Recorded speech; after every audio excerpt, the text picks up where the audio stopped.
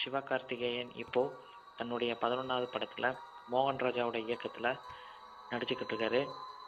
மோகன் ராஜா இதுக்கு முன்னால் தனி ஒருவன் என்கிற மாபெரும் வெற்றி படத்தை கொடுத்தாரு.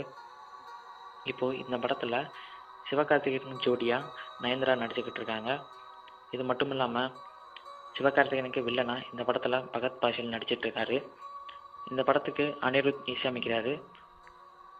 பெயரிடப்படாமையே இந்த படத்தோட ஷூட்டிங் நடந்துக்கிட்டு இருக்கு. இது மட்டும் இல்லாமல் இந்த படத்தோட கதை, அதாவது பார்கோட் சம்மந்தப்பட்ட கதை அப்படின்னு சொல்கிறாங்க. மேலும் இந்த படத்துக்கு இன்னும் டைட்டில் வைக்காத நிலையில் இப்போது டைட்டில் பற்றின ஒரு முக்கியமான விஷயம் வெளிவந்திருக்கு.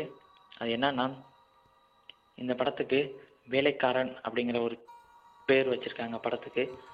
அதாவது வேலைக்காரன் என்கிற பேர் ரஜினி பி வாசுவோட இயக்கத்தில் நடித்து மாபெரும் வெற்றி படம் அடைந்த ஒரு படம்.